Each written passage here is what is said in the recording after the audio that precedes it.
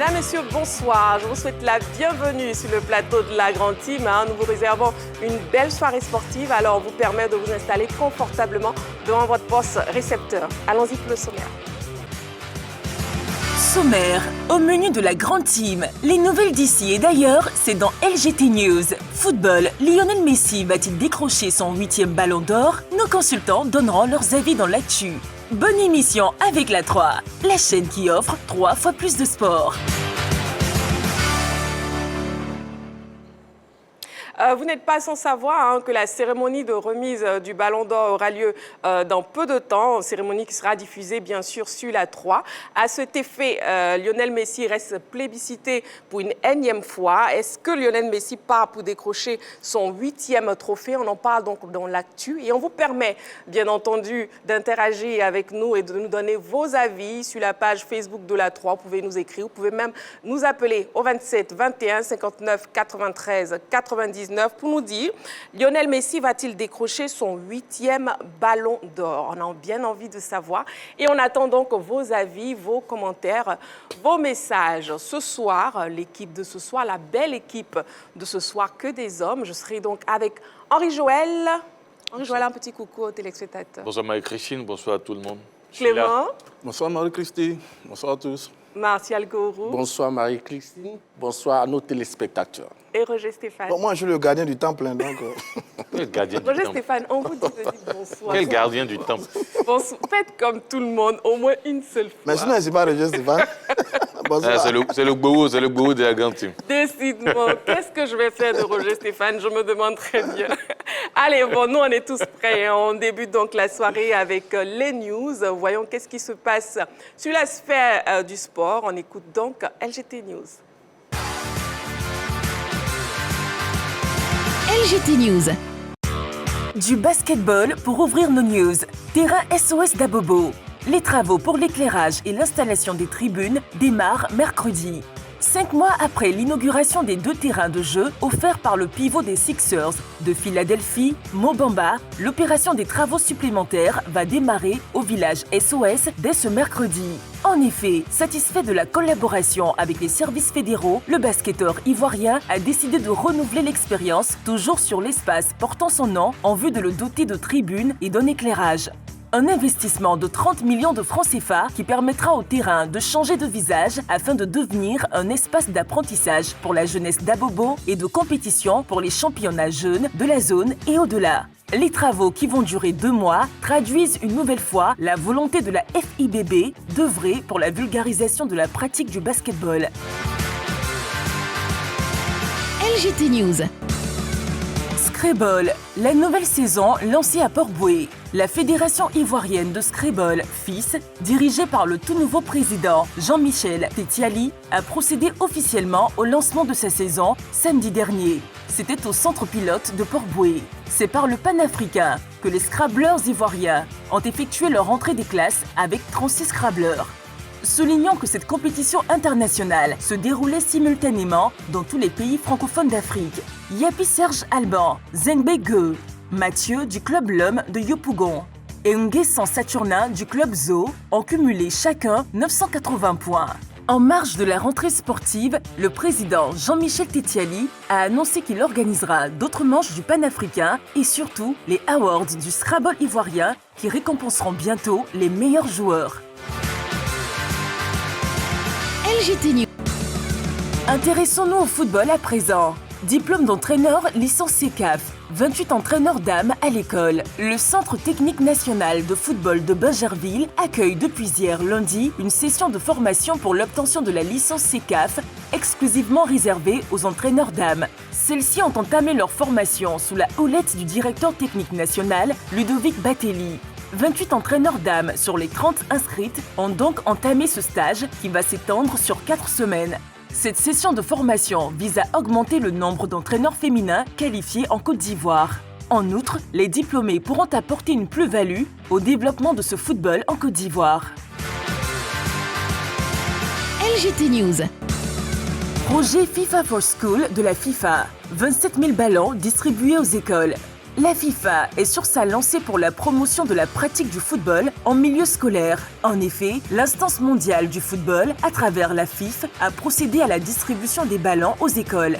Cette action intervient après le workshop ou atelier de formation au profit des encadreurs et éducateurs de football des écoles qui s'est tenu du 7 au 9 novembre 2022 dernier. La remise de ballons aux différentes écoles a regroupé plusieurs responsables d'établissements ce lundi 23 octobre 2023 au Centre technique national de Bingerville en présence de M. Abdoulaye Diabaté, président de la commission du football de jeunes et football en milieu scolaire de la FIFA. Ce sont au total 27 000 ballons qui seront distribués à raison de 20 par établissement scolaire. LGT News. Tournoi de football. Ferkessédougou accueille la 2e édition de la Ligue Coton. La ville de Ferkessédougou, dans le nord de la Côte d'Ivoire, accueillera la 2e édition de la Ligue Coton. L'annonce a été faite par les organisateurs ce lundi 23 octobre au cours d'une conférence de presse à Trècheville. 6 équipes tenteront donc de soulever le trophée durant ce mini-tournoi prévu du 27 au 28 octobre. Selon les conférenciers, cette compétition a pour objectif de réunir tous les acteurs de la filière autour du sport. L'innovation pour cette édition sera la récompense des producteurs de la filière.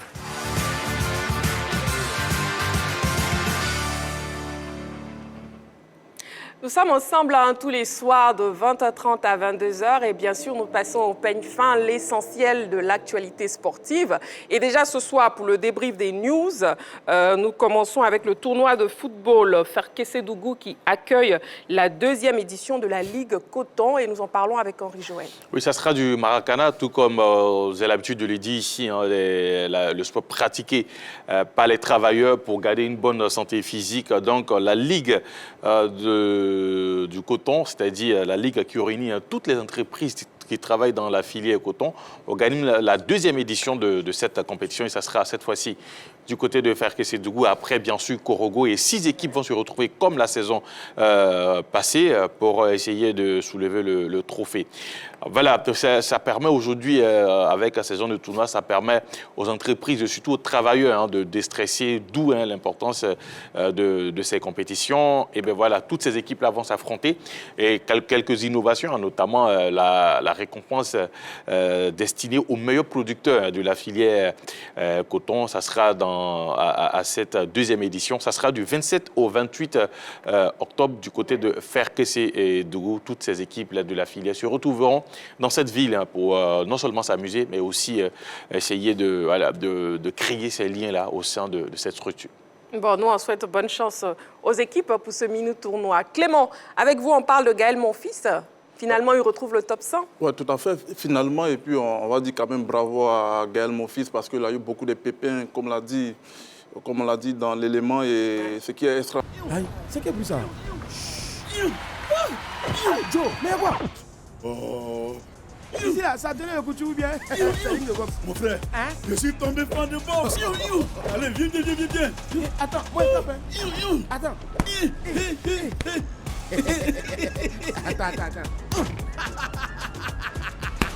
Joe, on est tombé fan La boxe et d'autres passions pour tomber fan du sport à découvrir sur Betclic. Vis le sport plus fort avec Betclic.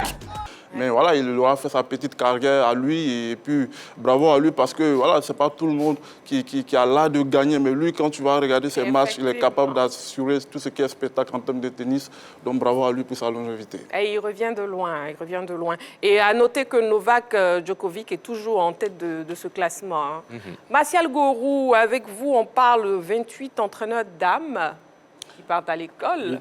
Tout à fait. Il faut dire que cette session-là, cette formation de la licence CECAF a été faite par le directeur technique national, Ludovic Batelli, ce qui montre que la fédération met un accent particulier, accorde de l'importance à la formation des dames, des entraîneurs qui vont réellement permettre au football féminin de décoller à la base. Et ce qu'il faut retenir, c'est que c'est la première licence CAF féminine en Côte d'Ivoire.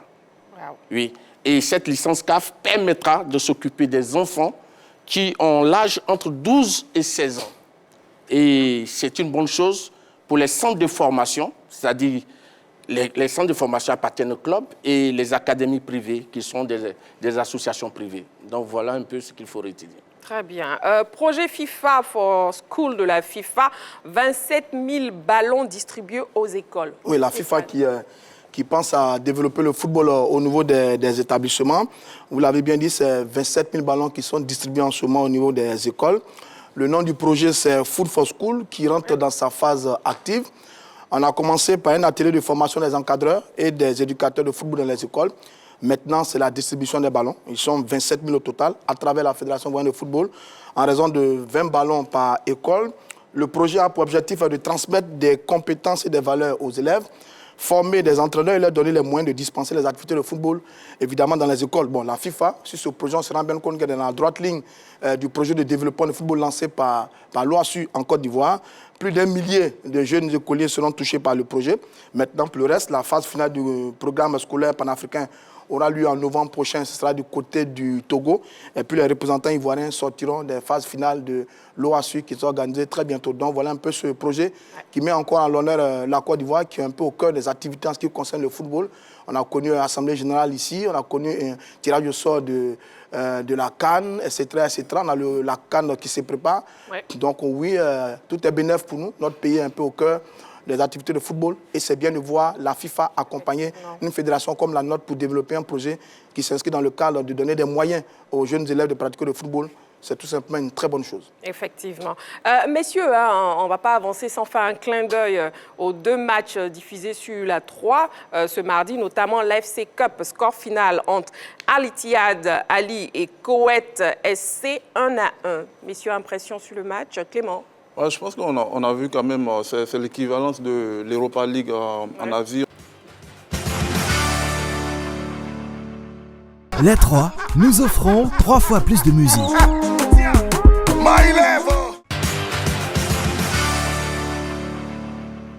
C'est toujours un véritable plaisir d'être avec vous, et toujours accompagné d'Henri Joël, de Clément, de Roger Stéphane et de Martial Gourou. On passe bien entendu à ce qui crée le buzz et c'est Neymar avec sa énième blessure. On y va pour sa buzz.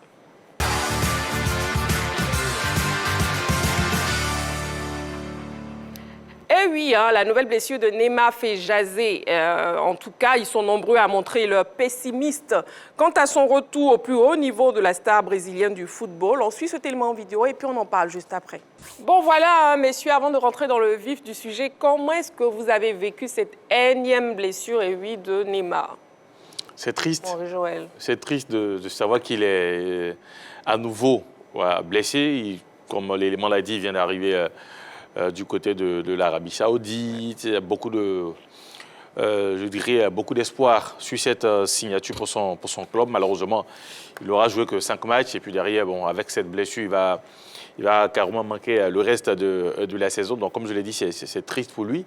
D'autant plus que, en plus de son club, il y a aussi la sélection nationale qui aura besoin de lui tout au long de cette campagne pour la Coupe du Monde prochaine. Donc voilà, c'est triste. Et puis voilà, on s'est dit que on se pose beaucoup de questions sur ce qui est à la base de ces nombreuses blessures du Brésilien, parce que c'est pas, comme vous l'avez dit, c'est pas sa première blessure, même depuis Barcelone, depuis le Paris Saint-Germain. Bon, il est constamment abonné à l'infirmerie. On se pose beaucoup de questions. De ses voisins, bon, on dit qu'il ne fait pas beaucoup attention à son hygiène de vie. Est-ce que c'est ça l'un des éléments d'explication? Ou alors, il a un peu un football trop brésilien qui fait qu'il porte le ballon. Et comme c'est un excellent dribbleur et provocateur, bon, il prend des coups et il se blesse. Mais les chiffres sont alarmants. Là, il a 31 ans. Rupture du ligament croisé, absence de 6 mois. Ouais. Mais en 6 ans en France, écoutez très bien, il a passé 741 jours à l'infirmerie, il a été absent pendant 741 jours. Ouais, ça fait 2 ans, ça fait 114 matchs qu'il a manqué du temps qu'il a passé en France. Ouais. Ça fait trop. Ça fait trop. C'est une énième blessure de Neymar et on se pose des questions. Qu'est-ce qui arrive à ce garçon? Est-ce qu'il est frappé par une malédiction? Est-ce que c'est son style de jeu? Est-ce que c'est sa vie en dehors des terrains? Bon, on continue de spéculer. Mais dans tous les cas, c'est un gâchis. Et là, cette blessure arrive à un très mauvais moment. Elle arrive à un moment où il n'est plus très jeune. Ensuite, il joue dans un championnat où on est en train de chercher encore à révolutionner l'impact dans le jeu. Comme l'a dit l'observateur tout à l'heure, c'est vraiment dommage. Mais le seul mot qui me vient au bout des lèvres, c'est quel gâchis. Quel gâchis, ce Neymar, un garçon si doué, Mais quel gâchis, quel gâchis. Il y a aussi, voyons les propos de Frédéric Antonetti, qui pense un peu comme vous, qui dit quel gâchis. Et ces propos qui sont, quand on part en Arabie Saoudite à 31 ans, on pense moins au football de très haut niveau. Je persiste qu'il pense moins au foot de haut niveau. Il peut revenir, mais disons que le football de très haut niveau, pour lui, c'est derrière, a confié le technicien français. Qu'est-ce qu'on peut dire justement sur ces propos? Moi, je pense que les propos d'Antonetti sont mal placés. Parce que voilà, une grosse star, quelqu'un qui fait partie des meilleurs joueurs au monde, il se trouve blessé. Et puis bon, on trouve que non, c'est le fait qu'il soit allé en Arabie Saoudite, il n'y a pas de football de haut niveau. Je pense que ce n'est pas là le problème. Okay. La carrière de footballeur, quand on fait le métier de footballeur, on est souvent exposé aux blessures. Et on sait que Neymar est un joueur provocateur, quelqu'un qui aime les dribbles, donc son jeu l'expose beaucoup aux blessures. Et puis bon, il a parlé un tant soit peu parce que son hygiène de vie fait débat. On dit qu'il rentre tard, il aime les grandes fêtes. Mais bon, je crois que c'est malheureux. Il faut tout juste regretter que ce garçon, à cause des blessures, n'a pas véritablement exprimé le génie qu'on lui connaît. Ouais. Et là, il n'est pas très constant dans les efforts parce que en Europe, dans les grands championnats, il faut quand même une quarantaine de matchs par saison. Mais malheureusement, Neymar, à cause de ses blessures... Il n'en fait pas beaucoup. Oui, il n'en fait pas beaucoup. Maintenant, du coup, c'est un énorme gâchis. Maintenant, du coup, on peut comprendre la réaction d'Antonetti. Ce qu'il fait, c'est une analyse sur un ensemble d'éléments. Parce que quand même, c'est vrai que les joueurs se blessent, mais lui, il est qu'en la matière. Il se blesse beaucoup trop, justement. C'est pour ça que quand on regarde son talent et le nombre de blessures qu'il a enregistrées et la vie qu'il mène, quand on compte sur ces éléments, oui, on peut faire ce type de commentaire qui peut paraître un peu méchant, mais bon, tout ça, ça alimente la polémique. Mais ça veut dire quoi? Ça veut dire que c'est un joueur qui intéresse. C'est un garçon qui intéresse. Il a de la qualité, il a du talent, il est très, très fort. Maintenant, la carrière professionnelle, elle est faite de beaucoup de sacrifices. Elle est faite de beaucoup de sacrifices. Et on a le sentiment que Neymar, il n'en fait pas beaucoup. Il a gagné énormément d'argent déjà quand il était au Brésil. Il en a gagné au Barça. Il en a gagné énormément au Paris Saint-Germain. Là, il a signé un contrat en or. On parle de près de 120 millions à 150 millions d'argent à gagner par an. Donc, oui, il a gagné beaucoup d'argent. Mais quand on est un sportif de haut niveau, il y a un prix à payer. Et le prix à payer, c'est de mettre de l'ordre dans sa vie de tous les jours pour justement éviter ce type de blessure. Mais j'ai dit, la réaction d'Antonetti n'est pas aussi mauvaise que ça parce qu'il fait simplement un constat de ce qu'il y a un garçon dont la carrière est un peu gâchée à cause des blessures, à cause de son talent et à cause de sa façon de mener sa vie professionnelle. On note surtout que Neymar est à sa 14e blessure grave quand même. Oui, bien sûr. La 6e en 6 ans. La 6e grosse blessure en 6 ans. Mais ce que je voulais dire à Roger Stéphane, Neymar ne se blesse pas parce qu'il est arrivé en Arabie Saoudite. Il se blessait déjà avant d'arriver en Arabie Saoudite. Évidemment. Donc, les propos d'Antonetti sont mal placés pour moi. Bon, déjà, voyons les dates et nature des blessures de Neymar. Grâce à la régie. Alors, la liste principale des blessures de Neymar, déjà octobre... on va commencer par le bas avec octobre 2020. Lésion à l'adducteur gauche, il a passé 3 semaines, c'est-à-dire 6 matchs à l'infirmerie. Ensuite, en décembre 2020, c'est entorse de la cheville gauche, 1 mois. Il a manqué 5 matchs. Février 2021, lésion à l'adducteur gauche, encore une fois. 1 mois et demi, c'est-à-dire 9 matchs qu'il a manqué. En novembre 2021, entorse de la cheville gauche avec lésion ligamentaire. Et 2 mois et demi, 14 matchs manqués. Novembre 2022, et toujours dans le même mois de novembre, 2 années successives, entorse de la cheville droite, 10 jours, 2 matchs de la Coupe du Monde au Qatar manqués. Février 2023, entorse de la cheville gauche avec lésion ligamentaire, 4 mois d'absence, 15 matchs manqués. Et puis octobre 2023, c'est-à-dire récemment, lésion des ligaments croisés du genou gauche, plusieurs mois d'absence. Quand on fait la remarque, c'est plus la cheville de Neymar qui est en souffrance depuis ses nombreuses blessures. Oui, Clément. Tout à fait. Je pense que, comme l'a dit Henri Jo, quand on fait la remarque, ça vient sans cesse. On parle de douleurs aux adducteurs, on parle de ligaments croisés, et puis on parle surtout de cheville. Moi, je pense que je ne vais pas essayer de diviser Martial et puis Roger Stéphane. Je vais essayer de les concilier un peu parce que voilà, je pense que c'est dû à son style de jeu et à son hygiène de vie. Parce que quand tu es footballeur, que tu sais que tu vas prendre beaucoup de coups, il faudrait que tu te reposes énormément. Il faudrait que tu aies cette vie rangée là pour que ton corps ait cette réaction là lorsque tu vas faire beaucoup d'efforts, lorsque tu vas prendre beaucoup de coups. Et lui, son corps n'a pas réussi à résister aux coups qu'il prenait parce qu'il n'a pas eu cette hygiène de vie. Donc du coup, il n'est pas capable d'enchaîner beaucoup de matchs. Quand on parle de haut niveau, on parle d'enchaîner beaucoup de matchs. Et puis lui, il n'a plus cette capacité-là parce qu'on parle de 14 blessures graves pour lui. Et à la Coupe du Monde au Qatar, il va rater 2 matchs. Et puis voilà, je pense qu'on parle d'un garçon qui, depuis qu'il est arrivé en Europe, il a commencé à se blesser. Avec le Barça, c'était moins, mais depuis qu'il est allé au PSG, voilà, les blessures étaient récurrentes. Pourquoi? Parce qu'on parle pas d'institution. Au Barça, il avait cette pression-là, il avait cette police derrière lui. Il sait qu'il est dans un vestiaire où il doit bien se comporter, mais quand il va au PSG, selon moi, il dit adieu au football de haut niveau parce que quand on prend les chiffres, au Barça, il fait 186 matchs en 4 saisons. Au PSG, il fait 173 matchs en 6 saisons. Ça veut dire qu'il y a quelque chose qui ne va pas. Il y a quelque chose qui n'allait pas lorsqu'il allait au PSG. Voilà, on parle quand même de gâchis, et puis on parle de génie quand même parce que tout le monde aime Neymar. Quand tu allumes ton poste téléviseur, c'est un garçon qu'on aime voir jouer, cette souplesse de cheville voilà, qui lui permet de faire des choses incroyables. Au Barça, il va faire 4 saisons énormes, il va gagner, il va marquer 105 buts en 186 matchs. 61 passes décisives et puis il va gagner 2 Ligues, une Champions League, il va gagner une Coupe du Roi, il va gagner la Coupe du Monde des clubs et puis on s'est dit non, voici celui-là qui pourra aller titiller Ronaldo et Lionel Messi. Voilà, peut-être moi, je pense qu'il fait l'erreur d'aller au Paris Saint-Germain parce que voilà, s'il devait choisir un club, il devait aller dans une autre institution qui allait lui permettre d'être au top, de rester cadré, d'avoir cette rigueur-là. Parce que le Neymar, la saison 2015 qu'il fait avec le Barça, je pense que voilà, c'était un garçon qui avait beaucoup de qualité. Après, on demande la constance. Il n'a pas eu cette constance. Donc, pour moi, je pense que le football... Clément, là, on revient surtout aux blessures de Neymar. Énormément de blessures pour un footballeur de haut niveau. Est-ce que vous connaissez déjà d'autres footballeurs qui ont eu autant de blessures? Oui, beaucoup. Abu Dhabi, c'est l'exemple parfait en ce qui concerne les blessures dans le foot. Arsenal, c'était un joueur exceptionnel et malheureusement, il n'a pas pu s'exprimer comme il le souhaitait.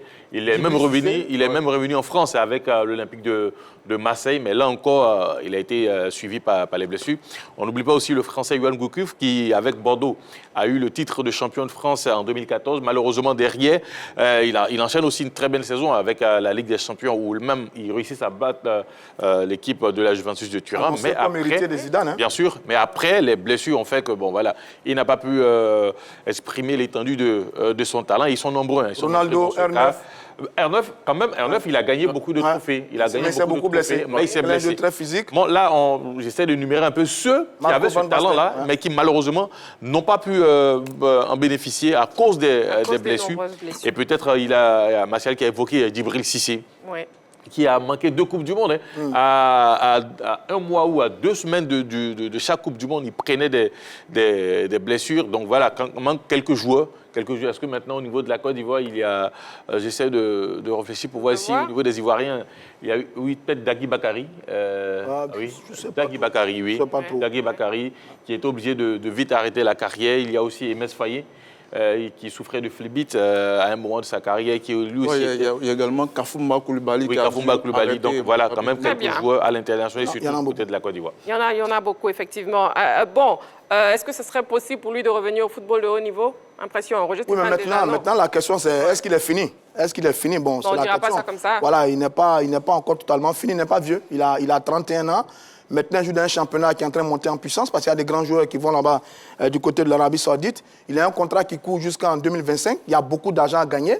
Donc, il va travailler pour revenir très vite à la compétition puisqu'il y a beaucoup d'argent à gagner.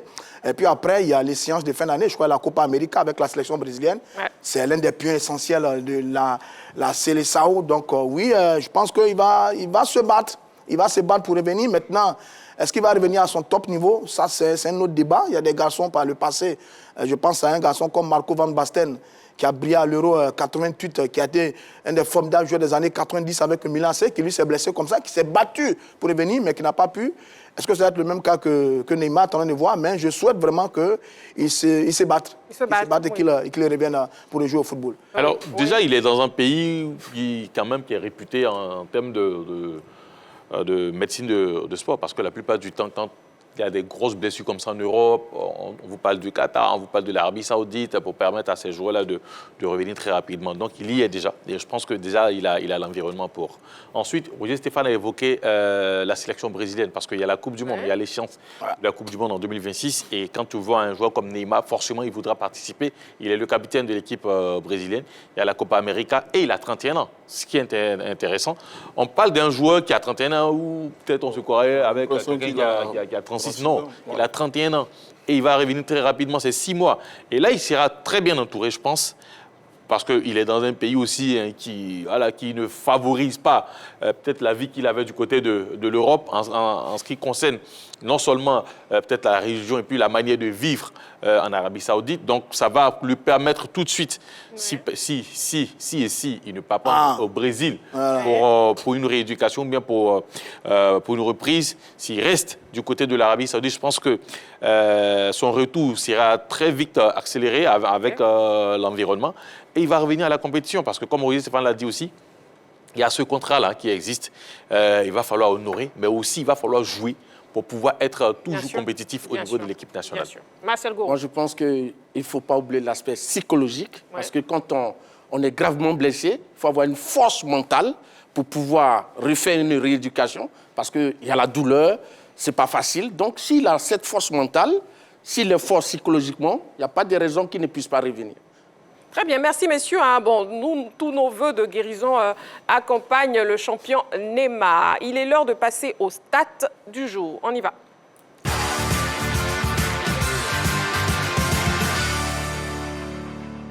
Pour ce soir, dans le stade du jour, on commence avec 14.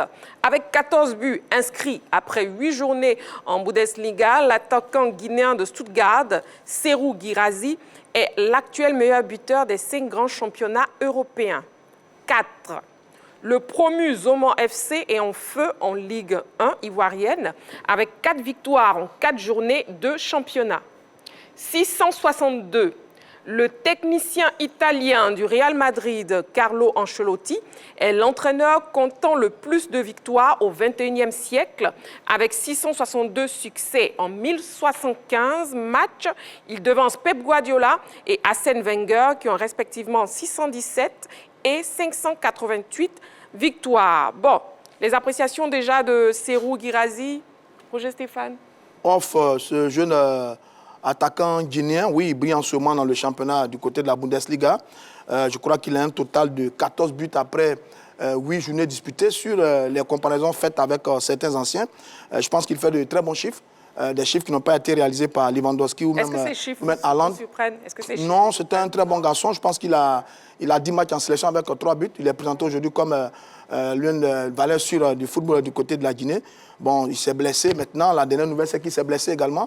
Donc, il ne va pas jouer à partir de maintenant, mais ça a dû se blesser donc, ce week-end-là. Mais bon, on dit beaucoup de bien de lui. J'avoue que je ne l'ai pas encore vu jouer véritablement du côté de la Bundesliga. Mais sur ces chiffres que j'ai regardés, c'est un garçon qui a de la qualité. Maintenant, on attend de voir la suite des événements. Il a 27 ans. Il va falloir confirmer. On attend de voir, mais c'est un garçon dont on dit beaucoup de bien. On a aussi les débuts de Zoman FC en Ligue 1, Martial. On en parle? Oui, je pense que c'est quand même quelque chose d'assez extraordinaire parce que venir pour la première fois en Ligue 1 et tenir la dragée haute aux équipes expérimentées, les équipes qui ont l'habitude, 4 matchs, 4 victoires, ça fait 12 points pris sur les 12 possibles. Donc je crois que c'est un début de saison réussi pour Zoman FC. Je pense que c'est encouragé. Alors moi, je vais toujours réagir sur le cas de Zoman. Pour ceux qui ont suivi, parce que la saison dernière, nous avons diffusé ici la Ligue 2. Pour ceux qui ont suivi la Ligue 2, normalement, ça ne devrait pas étonner. Parce que c'est une équipe qui a été, c'est vrai qu'elle a connu par moments des flottements, mais c'est une équipe qui a été un peu constante du début à la fin. Et quand on a, surtout quand on a vu les matchs livrés face à l'Africa, parce que l'Africa, mine de rien, c'est vrai, l'Africa est en Ligue 2, mais c'est une grosse équipe de notre pays. Quand on a vu ces matchs face à l'Africa, on était d'abord, dans un premier temps, surpris de la qualité, mais derrière, ils ont continué. Ensuite, ils perdent, je dirais même le meilleur attaquant de l'équipe, Serebé Valentin, qui part en Europe, qui est parti à Cluj. Mais il y a toujours cette envie de jouer, d'aller de l'avant, qui existe au sein de l'équipe. C'est une équipe très, très jeune. et qui vient de faire 4 victoires en 4 matchs. Alors, on ne va pas tout de suite dire que allez, Zoman joue le titre, mais il va falloir faire très attention parce qu'en ce début de saison, les grosses équipes réputées pour être à la tête du championnat pour l'instant, notamment la SEC est 4e. Vous avez quelques surprises avec Denguele aussi qui est devant. Donc, il va falloir surveiller de près cette équipe de Zoman. Et déjà, ça promet. On attend bien sûr le match à venir face à la SEC pour voir un peu ce que vaut réellement cette équipe de Zoman FC. Quand on sait aussi que la SEC va jouer la Ligue des Champions et que Zoman n'aura que le championnat, ça va véritablement se disputer cette saison. Zoman FC, 4 journées de championnat, 4 victoires. Clément. 7 buts marqués, 1 but encaissé. Deux buts face à la Sotomi Sport de la Meilleure. Je pense que c'est quand même agréable parce que nous, comme l'a dit Henri Jo, on a diffusé la Ligue 2 et moi je ne suis pas extrêmement surpris par cette formation de Zoman parce qu'on parle quand même d'un esprit et d'une philosophie. On parle de la jeunesse au pouvoir, on parle des garçons qui se connaissent, ça fait maintenant 6 ans. En 3e division, ils ont battu tout le monde. En 2e division, ils ont donné la migraine à l'Africa. Voilà, et puis, ils viennent en 1re division. Je pense qu'ils ont un coach également qui a fait des exploits avec le WAC pour ses 2 premières saisons. Abi, il connaît bien voilà, des garçons tels que Tieno, tels que Keita Ibrahim, le capitaine. On parle de Zaniti, l'arrière droit de cette formation de Zoman FC, qui est l'un des meilleurs joueurs du championnat à l'heure actuelle. Ils ont un bon gardien, Kwame Maurice, qui est là. Voilà, je pense qu'ils savent jouer au football. Et moi, ce qui me surprend cette année chez cette formation de Zoman, c'est que voilà, je connaissais cette formation en tant qu'une formation joueuse, mais je n'avais pas découvert ce côté pragmatique et puis cette défense solide de cette formation. Mais Abi, il va apporter cette touche aux académiciens. Quand Zoman réussit à te dévancer au score, il arrive à mettre en place le 4-2-3-1 où tu n'arrives plus à trouver la faille. Bravo à eux. Après, maintenant, le championnat, c'était marathon. Est-ce qu'ils auront ce fighting spirit-là pour aller au bout? Est-ce qu'ils ne seront pas essoufflés? Est-ce que quand l'effet surprise va passer, est-ce que quand on va capter, on va réussir à cerner cette formation de Zoman, est-ce qu'ils auront cette volonté-là, cette grinta-là à faire de jouer encore plus leurs adversaires? Donc on attend de voir ce que ça va donner. Mais pour l'instant, c'est le tube. Oui, Zoman FC. Parce que quand même, l'année dernière, quand Lys et Denguele sont montés, les 2 équipes ont occupé la première place du championnat dès le début de saison. Et donc, généralement, ça veut dire que les équipes de Ligue 2 n'ont rien envie à celles de la Ligue 1. C'est de très bonnes formations. Zoman, on l'a tous vu, c'est la bête noire de l'Africa Sport d'Abidjan. Sur la saison précédente, ils ont loupé la montée des peu. Et puis cette année, ils sont venus. Je connais bien les dirigeants de cette équipe-là. C'est des gens passionnés, des professionnels qui connaissent ce que c'est que le football. Ils sont en train de bâtir une formidable équipe. Zoman a battu le Stella, ils ont battu le Stade Abidjan, ils ont battu Sol FC, ils ont battu la SOA quand même, la Sotomi Sport de l'Armée. De grosses équipes. Ils ont battu de très bonnes équipes. Donc, ils n'ont encaissé que 2 buts depuis la saison, c'est 7 buts marqués. Oui, on va regarder, on va suivre un peu cette équipe-là de près. Ils ont un entraîneur qui a beaucoup tourné, Abi Yao, qui est un fin tacticien, qui a beaucoup tourné. Oui, c'est une belle équipe, bonne arrivée, ils font un bon début de saison. On va la suivre de près, on va voir ce que ça va donner. Vous l'avez dit, on va suivre de près énormément l'équipe de Zoman FC. On parle à présent de Carlo Ancelotti. Est-ce qu'il est sous-coté? Non, moi je ne pense pas qu'il soit sous-coté. Parce que Carlo Ancelotti entraîne le meilleur club du monde. Il s'agit du Real de Madrid. Avec ses 5 Ligues des Champions, ses 4 Ligas en 12 saisons. Donc je crois que naturellement, il est à la place qu'il faut. Donc il n'est pas sous-coté. Moi, je pense le contraire. Ah bon? Oui. Okay. C'est vrai, il est au Real. Il est entraîneur du Real, tout et tout. Mais tout de suite, aujourd'hui, quand on essaie de faire le débat du meilleur entraîneur du monde, peut-être de tous les temps, ben son nom ne figure pas le plus souvent. On parle de Pep Guardiola. On parle de... Tous les temps de tous les temps, Pep Guardiola? On parle de Pep Guardiola. Oui, aujourd'hui, quand on essaie de faire le débat, tout le monde voit Pep Guardiola. Tout le monde voit, même actuellement. Même prénom actuellement. Même prénom actuellement, oui. parce que quand on parle d'actuellement, c'est peut-être sur ces 5 dernières années. Sur ces 5 dernières années, il a fait de très belles choses avec le Real Madrid. Donc, comme je le disais, on parle de Pep, on parle de Mourinho. Peut-être on parlera de Klopp, surtout sur ces 5 dernières années. Rarement on va citer Carlo Ancelotti. Par contre, quand on regarde un peu au niveau du palmarès, quand on regarde un peu au niveau de l'impact apporté à une équipe, ben, il est exceptionnel. Il a pris une équipe du Real de Madrid qui, d'aucuns disaient que c'était des vieux, en quelque sorte. Il a remporté la Ligue des Champions avec ses vieux. Il a apporté quelque chose de nouveau dans cette équipe. Il avait échoué dans un premier temps au Real Madrid. Il est parti, il est revenu et il a gagné. C'est pour ça que je dis aujourd'hui, en fonction de la médiatisation des autres, je pense que lui, quand même, il est sous-coté. Parce qu'il n'est pas tout de suite cité quand on parle des meilleurs entraîneurs. Non, je dis c'est peut-être sa personnalité qui peut qui peut expliquer ça. Il n'est pas, je veux dire, showman comme Pep Mourinho. C'est un ancien, c'est l'école ancienne, c'est l'école italienne. L'Italie, c'est la rigueur. Il a été d'ailleurs un formidable joueur du côté du Milan dans les années 90. Il a joué avec les Gullit, les Rijkaard et les Van Basten. C'était un formidable milieu de terrain. Également avec la sélection nationale italienne. Est-ce qu'il n'a pas joué le mondial 94? Je ne sais plus trop, mais enfin bref, c'était un bon joueur. Donc l'école italienne, ce n'est pas un peu le bling-bling comme José Mourinho, mais il a entraîné de grandes équipes. Il a entraîné Parme, il a entraîné la Juventus, il a entraîné Chelsea, il a entraîné le Paris Saint-Germain, là il entraîne le Real de Madrid. Ah non, il n'est pas sous-coté. C'est juste que, bon, il n'a pas cette personnalité des médias exposés. Il est plus renfermé, il travaille dans l'ombre, il réveille de grands garçons, il sait préparer une équipe, c'est un fin technicien. Sur ces dernières années, on parle beaucoup de Pep Guardiola avec City, mais si on prend dans la durée de ces 10 dernières années, le nom qui va revenir, c'est forcément Ancelotti. Moi, c'est quelqu'un pour qui j'ai de l'admiration. C'est un peu un père, posé, très calme. C'est ce qui fait ça, mais sinon, il fait vraiment partie des meilleurs entraîneurs. Et à mon avis, il n'est pas sous-coté. Il n'est pas sous-coté. D'accord. Martial, 10 secondes. Non, je voulais terminer. Si, par exemple, Ancelotti entraînait une équipe de seconde zone, je dirais qu'il était sous-coté. Mais il est passé dans les meilleurs clubs, donc il n'est pas sous-coté. D'accord. On retient que les avis sont partagés. Henri Joël trouve qu'il est sous-coté. Sous-coté. Et Roger Stéphane et Martial Gourou, Clément, vous trouvez aussi? Pas du tout, il n'est pas sous-coté. D'accord, c'est noté. Il n'est pas exposé, mais n'est pas sous-coté. Parce que je suis sûr que je n'ai pas raison. Hein. Non, vous n'êtes pas, ne vous inquiétez pas. Voilà, bon, mais si on marque une petite pause sur le plateau, je vous souhaite de souffler un tout petit peu. N'oubliez surtout pas, dans quelques secondes, au retour plutôt de la pub, on parlera de Lionel Messi. Va-t-il décrocher son 8e ballon d'or? N'oubliez pas, le numéro de téléphone 27 21 59 93 99. C'est seulement dans quelques secondes. Allez, à tout de suite.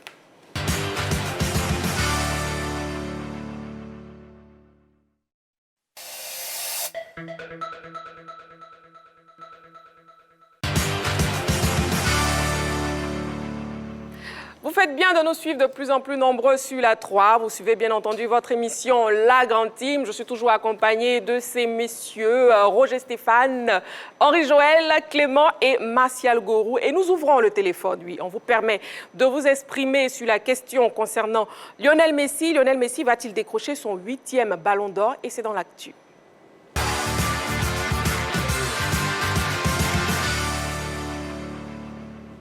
Lionel Messi est en passe de décrocher son 8e ballon d'or. Ce sujet préparé par la rédaction nous explique pourquoi il est le grand favori de l'édition 2023. Il est bon de rappeler que la cérémonie du Ballon d'Or 2023 sera retransmise en direct sur la 3 avec ce lundi 30 octobre déjà avec un plateau ici à Abidjan et aussi nos reporters sur Paris. Bon, messieurs, vos avis, Lionel Messi va-t-il décrocher son 8e Ballon d'Or? Oui ou non? Oui, bon, d'accord, oui, mon côté droit, oui, Clément et Henri Joël, et non, mon côté gauche, non, Martial Gourou et Roger Stéphane. Roger Stéphane, je ne vous prends pas tout de suite. Alors là, pas du tout. Je prends Clément. Oui, Clément, pourquoi oui? Oui, parce que si on s'attarde sur tout ce qui est critère décisif pour l'attribution du Ballon d'Or, qui est un trophée individuel, je pense qu'il serait difficile de ne pas dire qu'il serait vainqueur également parce qu'on a 3 critères essentiels qui sont d'abord les performances individuelles et le caractère décisif et impressionnant des prétendants. Donc je pense que quand on prend la compétition qui est la Coupe du Monde, parce qu'il faut le rappeler également, on ne parle plus d'année civile en termes de Ballon d'Or, on parle de saison, c'est-à-dire la saison qui part du 1er août au 31 juillet. Donc quand tu prends la Coupe du Monde qui va remporter avec l'Argentine, il a été décisif. Et puis voilà, il y a son concurrent direct qui serait Haaland qui a été décisif également en Champions League. Donc là, je pense que le duel est très très serré.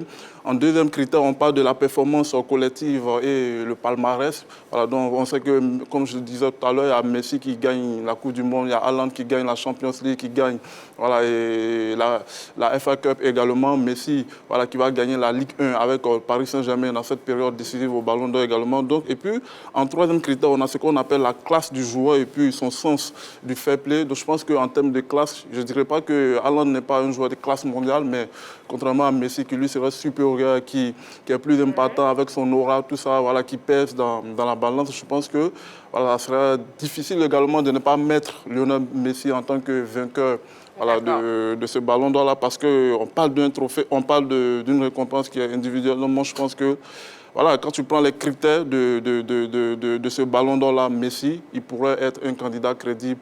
Voilà, pour décrocher le ballon d'or 2023. D'accord. Est-ce que c'est l'avis de M. Diomandé Mamadou qui nous appelle de Sipilou? M. Diomandé Mamadou, bonsoir. Marie-Jeanne. Oui. Bonsoir, Abel. Bonsoir, M. Diomandé. Comment vous allez? Bon, grâce à ta belle voix et à la 3, oui. Le mot est très au chat. Bon, salut Roja, je salue tout le monde, la table. Oui. Salut. Je salue Massagou. Bonsoir. Je salue Clément, je salue Joël, tout le monde. Vous saluez tout le monde. Marie-Jeanne. Oui, M. Diomandé. Et donc, ça fait des coups du monde là. On a parlé de la logique. Oui. Nous sommes en forme du moment. Alan, il a prouvé à plus qui est le meilleur du moment.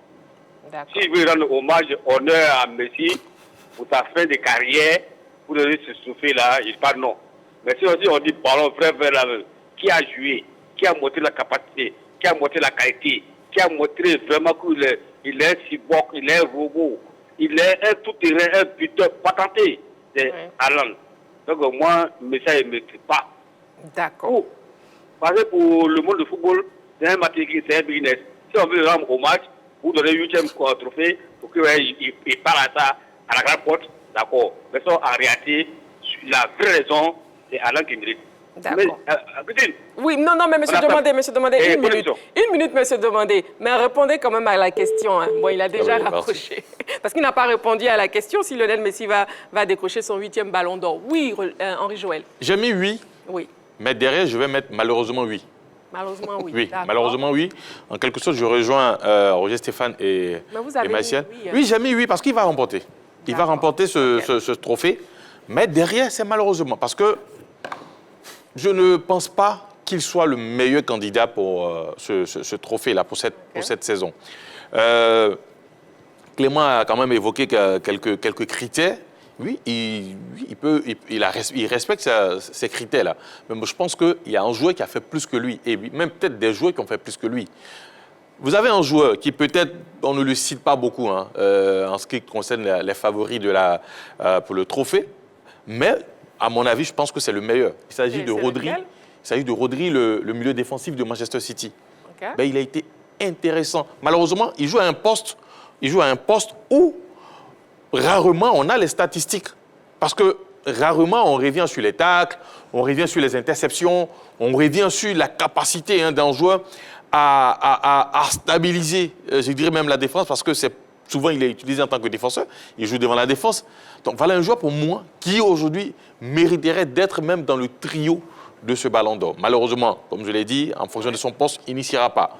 Donc, Messi, avec tout ce qu'on a cité, avec tout ce qu'on lui connaît, et surtout avec le passé concernant ce trophée-là, parce que je pense qu'il y a eu des moments où il ne le méritait pas, tout comme Ronaldo. Mais ils les ont eus parce que, pour moi, c'était des histoires de marketing.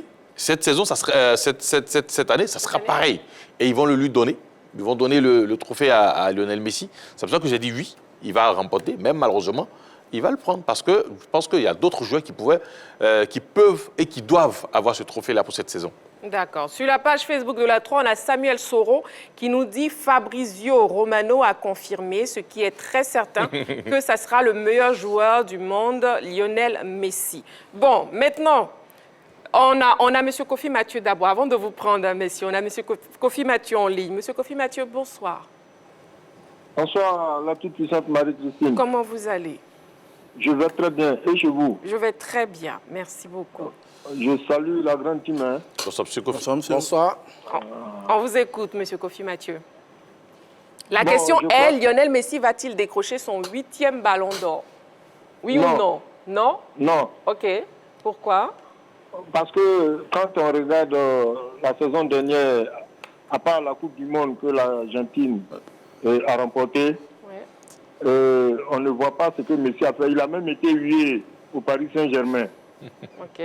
Bon, on ne peut pas donner ballon d'or à un joueur qui a été hué dans un club qui n'a même pas pu prendre la Ligue des Champions. Et puis, il allait se mettre à l'Inter de Miami pour prendre sa retraite. Bon, aujourd'hui, sauf que peut-être la FIFA veut lui rendre hommage parce qu'il faut reconnaître aussi que sur ces dernières années, vraiment, il a été au sommet. Il a propulsé le football à un niveau respectable.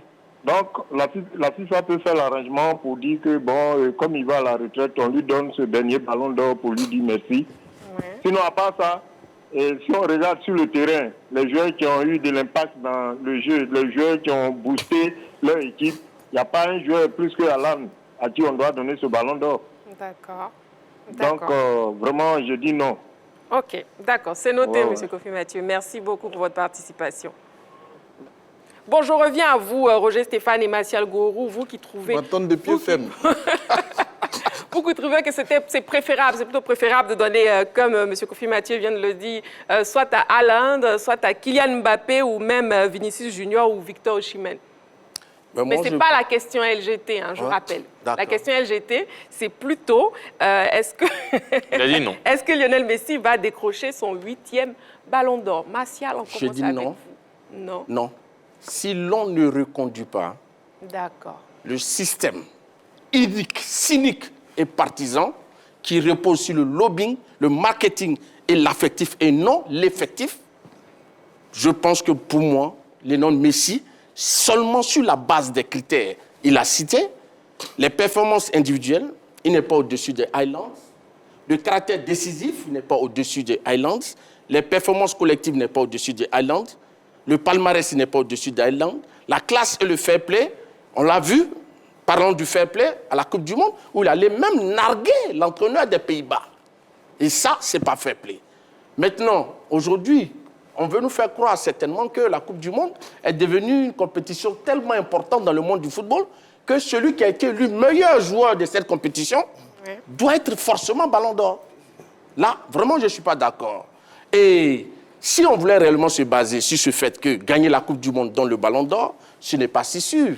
Parce qu'en 2018, on se souvient, Modric, malgré la victoire de la France, a été désigné ballon d'or. En 2014, Cristiano Ronaldo, malgré la victoire de l'Allemagne, a été désigné ballon d'or. En 2010, Messi, malgré la victoire de l'Espagne, a été désigné ballon d'or. Et pour terminer, nous pensons que Lionel Messi est loin des standards d'un ballon d'or. OK, c'est noté. Bon, finalement, ils ont ramassé tous les arguments. Que me reste-t-il vraiment? Je vais dire, j'ai mis non. Parce que je ne souhaite pas, je suis contre le ballon d'or qu'on va lui donner. Parce que si vous regardez dans tous les circuits aujourd'hui, tous les sondages, tous les papiers, il semble qu'il va être plébiscité. Bon, je trouve que c'est un peu dommage. Moi, pendant de nombreuses années, j'ai été opposé à ce prix qui j'estime être un prix qui fait beaucoup d'injustice à une catégorie de joueurs. Henri Joël a parlé tout à l'heure des milieux défensifs qui n'en gagnent jamais.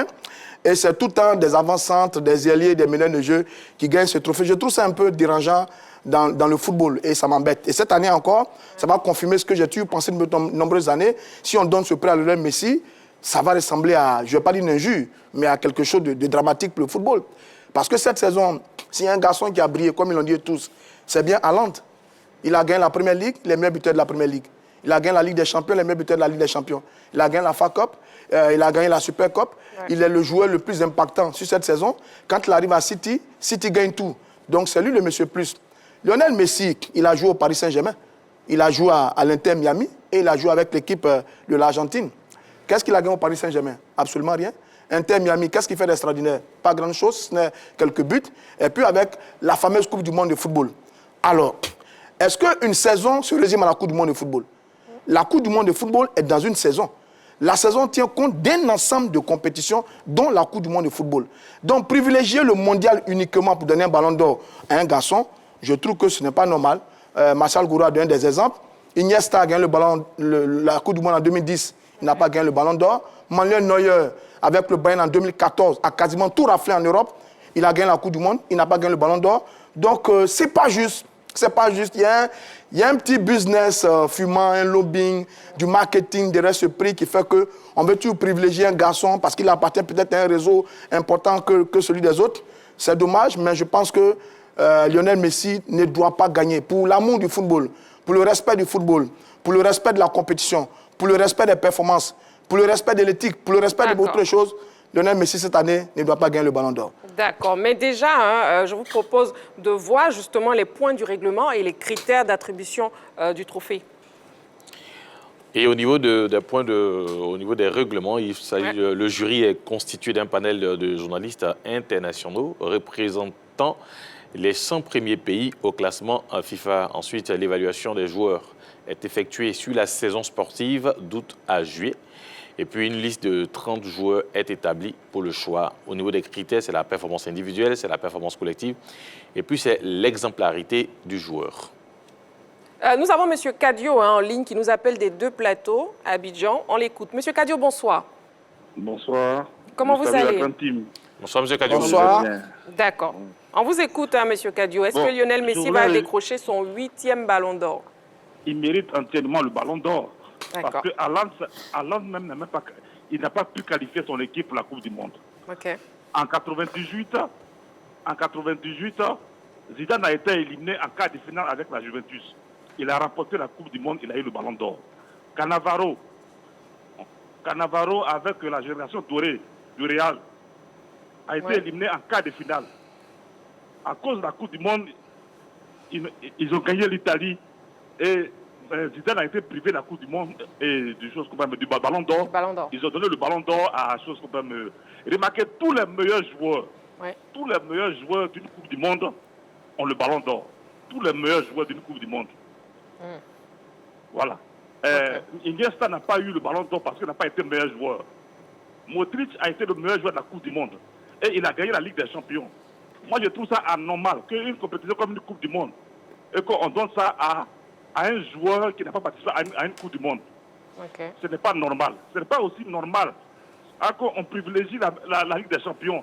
La Ligue des Champions n'est pas la compétition mais du monde. C'est un ballon d'or FIFA. Parce que France Football a privé plein de joueurs comme Maradona pour ne pas avoir le ballon d'or. Ils ont fait ça pour les Européens. Moi, je n'ai pas été d'accord. Aujourd'hui, la FIFA a récupéré le ballon d'or. Okay. Le ballon d'or. La compétition, la Ligue des Champions n'est pas forcément la compétition qui doit donner le ballon d'or à un individu. Il y a une compétition qui s'appelle la Coupe du Monde. Et un pays, un joueur capable, un joueur qui a une influence, doit qualifier son pays. Donc voici, soyons un peu justes. D'accord. Voilà, soyez un peu justes et ne soyez pas partisans d'un joueur. D'accord. Hein? Merci beaucoup, M. Kadio. Merci beaucoup pour votre participation. Clément, il est du même avis que vous. Hein? Oui, tout à fait.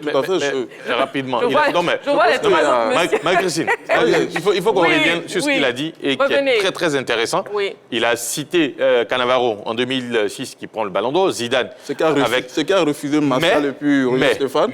Mais en 2010, Iniesta remporte la Coupe du Monde et il ne remporte pas le ballon d'or. Mais revenons sur cette Coupe du Monde de 2010. La saison de Barcelone, c'est-à-dire que quand on prend la saison de Iniesta, c'est-à-dire c'est les mêmes trophées avec Messi en club. Sauf qu'il est en plus par rapport à Messi. Et Messi, il ne fait rien à la Coupe du Monde.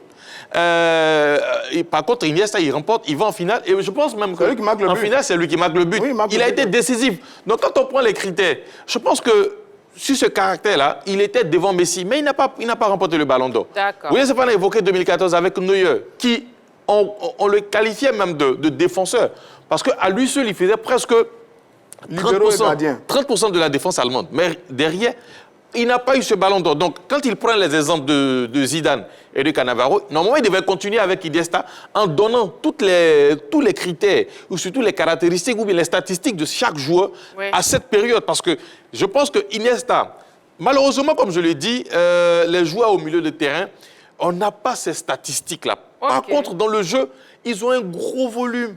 D'accord, ok, c'est noté. Bon. C'est noté, Henri Jouel. Oui, en fait, je voulais rebondir. Je voudrais dire que Messi, s'il gagne, dans le prochain jour, sera à son 8e ballon d'or. Oui. Excusez-moi.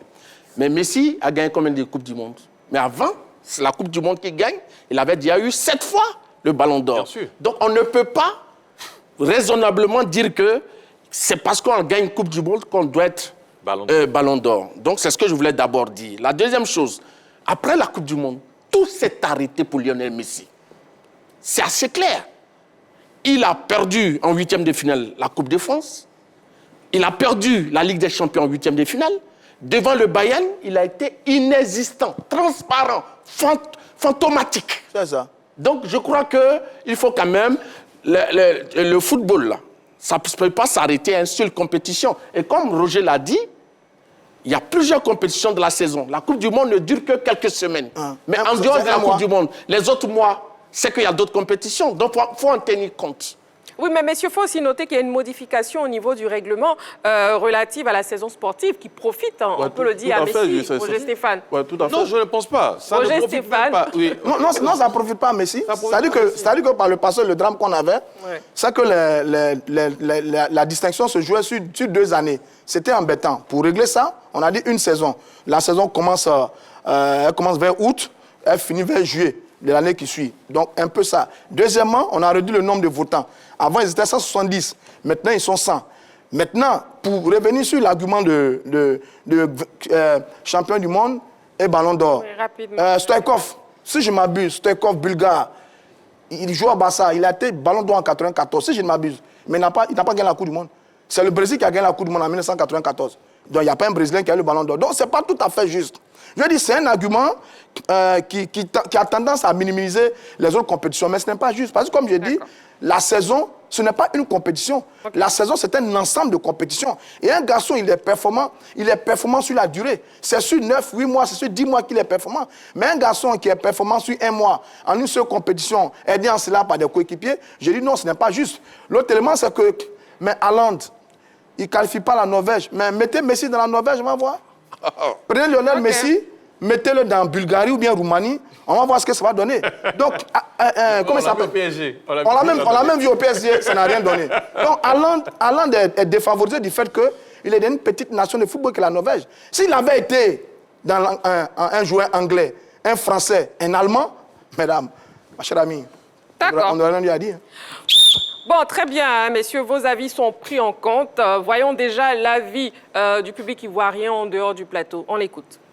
Il n'est pas bien parti pour avoir le ballon d'or parce que j'ai connu Messi au Barça, vraiment, il était un très bon joueur. Mais après le Barça, vraiment, c'est vrai qu'il a rapporté la Coupe du Monde.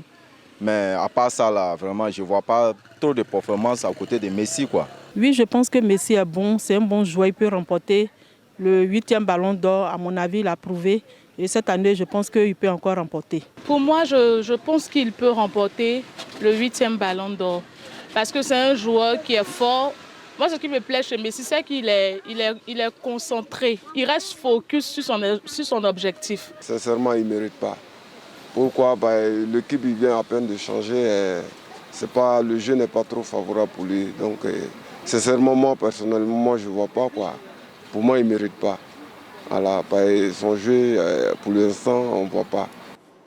Lionel Messi va-t-il décrocher son 8e ballon d'or? Nous attendrons donc la cérémonie de ballon d'or qui sera diffusée sur la 3 ce lundi 30 octobre avec nos reporters ici à Abidjan et aussi sur Paris. Bon, on note déjà une chose, hein, si finalement il gagne son 8e ballon d'or, il pourra avoir une très belle retraite, il pourra se reposer très bien. N'est-ce pas, messieurs? Mais sans ça, mais il peut bien se dans tous les cas, personne ne dit que ce n'est pas un formidable joueur. Hein. Sur les 15 dernières années, lui et Cristiano Ronaldo, ils ont mis le football à un certain niveau. On a vu beaucoup de rivalités dans le football, mais les deux là, ils ont vraiment apporté quelque chose au football. C'est très bien. Mais seulement nous disons que sur certaines récompenses, il y a des discussions, comme celle qui arrive pour lui, c'est tout. Oui, Henri-Joël, vous terminez? Oui, je veux dire que sans ce ballon d'or, il peut aller se reposer tranquillement parce qu'il a presque tout remporté. Il manquait la Coupe du Monde. Non, la Coupe du Monde, il a remporté la Coupe du Monde. Que lui désire ce 8e ballon d'or aussi, pour mieux se reposer. Son ego maintenant. Peut-être ils vont lui donner et puis il va se reposer. Voilà. Très bien, messieurs. On termine pour ce sujet de l'actu de ce soir. Lionel Messi va-t-il décrocher son 8e ballon d'or? On en saura plus la semaine prochaine. Merci énormément pour vos interventions sur la page Facebook de la 3 et aussi vos appels. Si vous nous prenez en marche, nous, on vous permet de revoir les news et c'est dans LGT News.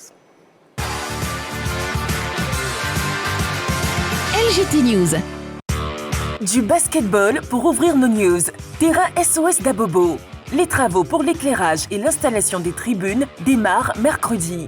5 mois après l'inauguration des 2 terrains de jeu offerts par le pivot des Sixers de Philadelphie, Mo Bamba, l'opération des travaux supplémentaires va démarrer au village SOS dès ce mercredi.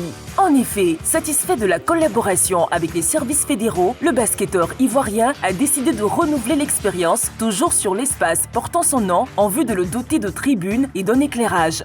Un investissement de 30 millions de francs CFA qui permettra au terrain de changer de visage afin de devenir un espace d'apprentissage pour la jeunesse d'Abobo et de compétition pour les championnats jeunes de la zone et au-delà. Les travaux qui vont durer 2 mois traduisent une nouvelle fois la volonté de la FIBB d'œuvrer pour la vulgarisation de la pratique du basketball. LGT News. Scrabble, la nouvelle saison lancée à Port-Bouët. La Fédération ivoirienne de Scrabble, FIS, dirigée par le tout nouveau président Jean-Michel Tetiali, a procédé officiellement au lancement de sa saison samedi dernier. C'était au centre pilote de Port-Bouët. C'est par le panafricain que les Scrabbleurs ivoiriens ont effectué leur entrée des classes avec 36 Scrabbleurs. Soulignons que cette compétition internationale se déroulait simultanément dans tous les pays francophones d'Afrique. Yapi Serge Alban, Zengbe Gueux, Mathieu du club L'Homme de Yopougon et Nguessan Saturnin du club Zo ont cumulé chacun 980 points. En marge de la rentrée sportive, le président Jean-Michel Tetiali a annoncé qu'il organisera d'autres manches du panafricain et surtout les awards du Scrabble ivoirien qui récompenseront bientôt les meilleurs joueurs. LGT News. Intéressons-nous au football à présent. Diplôme d'entraîneur licencié CAF, 28 entraîneurs dames à l'école. Le Centre technique national de football de Bingerville accueille depuis hier lundi une session de formation pour l'obtention de la licence CAF exclusivement réservée aux entraîneurs dames. Celles-ci ont entamé leur formation sous la houlette du directeur technique national Ludovic Batelli. 28 entraîneurs dames sur les 30 inscrites ont donc entamé ce stage qui va s'étendre sur 4 semaines. Cette session de formation vise à augmenter le nombre d'entraîneurs féminins qualifiés en Côte d'Ivoire. En outre, les diplômés pourront apporter une plus-value au développement de ce football en Côte d'Ivoire. LGT News. Projet FIFA for School de la FIFA. 27 000 ballons distribués aux écoles. La FIFA est sur sa lancée pour la promotion de la pratique du football en milieu scolaire. En effet, l'instance mondiale du football, à travers la FIFA, a procédé à la distribution des ballons aux écoles. Cette action intervient après le workshop ou atelier de formation au profit des encadreurs et éducateurs de football des écoles qui s'est tenu du 7 au 9 novembre 2022 dernier. La remise de ballons aux différentes écoles a regroupé plusieurs responsables d'établissements ce lundi 23 octobre 2023 au Centre technique national de Bingerville en présence de M. Abdoulaye Diabaté, président de la commission du football de jeunes et football en milieu scolaire de la FIFA. Ce sont au total 27 000 ballons qui seront distribués à raison de 20 par établissement scolaire. LGT News. Tournoi de football. Ferkessédougou accueille la 2e édition de la Ligue Coton. La ville de Ferkessédougou, dans le nord de la Côte d'Ivoire, accueillera la 2e édition de la Ligue Coton. L'annonce a été faite par les organisateurs ce lundi 23 octobre au cours d'une conférence de presse à Treichville. 6 équipes tenteront donc de soulever le trophée durant ce mini-tournoi prévu du 27 au 28 octobre. Selon les conférenciers, cette compétition a pour objectif de réunir tous les acteurs de la filière autour du sport. L'innovation pour cette édition sera la récompense des producteurs de la filière.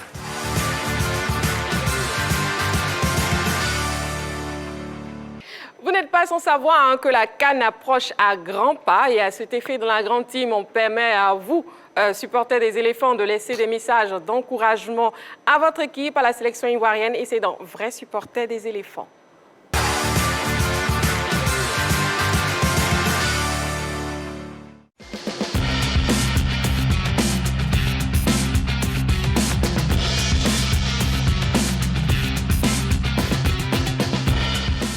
J'ai un message d'encouragement pour les éléphants. Nos éléphants, ils sont obligés de se donner, de se souder. C'est une CAN à domicile, donc on leur souhaite le meilleur, qu'ils se battent et qu'ils puissent apporter leur pierre à la concorde nationale.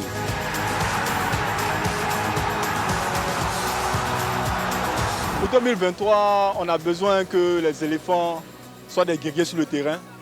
On veut des personnes qui mouillent le maillot pour le drapeau. Rien que ça, rien que ça. Il y a d'autres joueurs qui sont en baisse des formes, mais il faut que l'équipe soit soudée, le groupe soit soudé et donner le meilleur de soi-même pour qu'on remporte cette CAN. Les encourager, donc qu'ils aillent le plus loin possible avec leur niveau, avec leur potentiel. On se dit que c'est au moins la finale.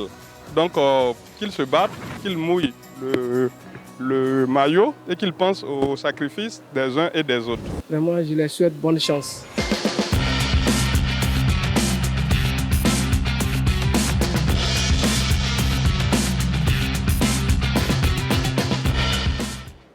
Merci pour vos messages d'encouragement. Martial, un message d'encouragement pour la sélection ivoirienne. Je pense que vraiment, c'est quelque chose, une rubrique qui est la bienvenue. Ça donne l'occasion aux supporters de dire qu'ils aiment l'équipe de Côte d'Ivoire. Et donc, cela va les galvaniser. Ouais. Et puis, on verra bien ce que ça va donner. Effectivement. Une autre rubrique qui est aussi bienvenue, où sur ce plateau, je saurai quelle est l'équipe victorieuse, quelle est l'équipe qui maîtrise énormément ce soir le football néerlandais. Et c'est dans Le Plus Calé.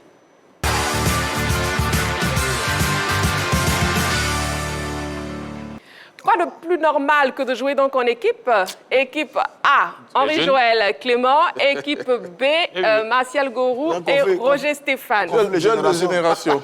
Franchement, les jeunes contre les Sugar Daddy. Attention à ce que vous allez dire. On y va, première question, messieurs. Combien de clubs néerlandais ont été champions d'Europe? A, 2, B, 3, C, 4. 2 clubs, 3 clubs ou 4 clubs. N'oubliez pas que vous pouvez aussi jouer chez vous à la maison. On a bien envie de voir, de tester vos connaissances. Messieurs, on y va. Réponse A pour l'équipe B, réponse B pour l'équipe A. La réponse, c'est la réponse B, 3. 3 clubs néerlandais ont remporté la Ligue des champions de l'UEFA. Feyenoord en 1970, l'Ajax d'Amsterdam en 1971, 1972, 1973 et 1995. Le PSV Eindhoven en 1988. Deuxième question. Laquelle de ces légendes néerlandaises n'a jamais joué pour l'Ajax d'Amsterdam? A. Marco van Basten. B. Ruud Gullit. C. Johnny Rep. A, B ou C? Laquelle de ces légendes néerlandaises n'a jamais joué pour l'Ajax d'Amsterdam? On y va, messieurs. B pour le groupe A et bon, B pour tout le monde. C'est la réponse B, effectivement. Ruud Gullit, il a débuté sa carrière au HFC Haarlem en 1978, puis il a joué pour plusieurs clubs, dont Feyenoord, PSV Eindhoven, AC Milan, Sampdoria et Chelsea. Champion d'Europe en 1988. Effectivement. Troisième question. Qui est l'actuel sélectionneur des Pays-Bas? A. Frank de Boer. B. Louis van Gaal. C. Ronald Koeman. A, B ou C? Qui est l'actuel sélectionneur des Pays-Bas? La réponse C pour l'équipe B, la réponse B pour l'équipe A. C'est la réponse C. Ronald Koeman, nommé en avril 2022. Il a pris fonction le 1er janvier 2023, succédant à Louis van Gaal. Louis van Gaal, c'est vrai. Il l'a remplacé. Quatrième question. Ça va, Henri-Joël? Non. D'accord, je vois que ça va pas. On va les battre. Apparemment, le nom, c'est quoi? Le Sugar Daddy. Le Sugar Daddy. Il n'y a pas de grâce ce soir. Les vieilles marmites font les bonnes sauces. Ah oui, il faut croire. Quatrième question. Combien de footballeurs néerlandais ont été Ballon d'Or? Attends, allons. A, 3. B, 4. C, 5. Combien de footballeurs néerlandais ont été ballons d'or? 3, 4 ou 5? On y va, messieurs? Compliqué. On y va? Vas-y. Sans que je vais jouer là. Ça me fait mal là. Ça me fait mal. La réponse A pour tout le monde. C'est la réponse A. 3 joueurs néerlandais ont remporté le Ballon d'Or. Johan Cruyff en 1971, 1973 et 1974. Ruud Gullit en 1987 et Marco van Basten en 1988 d'abord, 89 et 1992. C'est ça. Dernière question. Ah là, c'est la finale. Hein? Henri-Joël, on s'accroche. Alors, désir grossier. 5e et dernière question. Qui est le meilleur buteur néerlandais de l'histoire de la Coupe du Monde? A. Johan Neeskens. B. Dennis Bergkamp. C. Johnny Rep. Et ça, c'est hasard. Eh bien, dis donc, c'est vraiment hasard.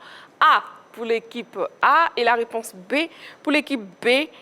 Eh bien, c'est tout faux pour toutes les deux équipes. C'est la réponse C.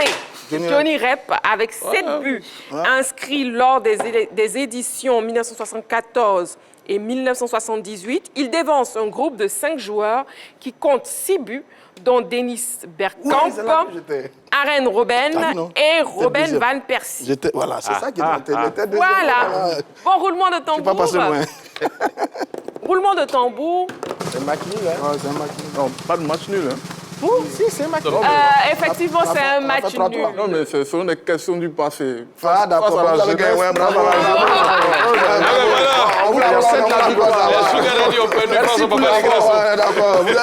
Vous n'avez même pas. On ne peut pas avoir existé beaucoup de points. Égalité parfaite, voilà. La jeunesse, vous avez honte. C'est la fin de la grande team de ce soir. J'attends vos pas de danse en fin d'émission tout de suite. Bon, déjà, allez-y, déjà. La jeunesse, je veux vous voir.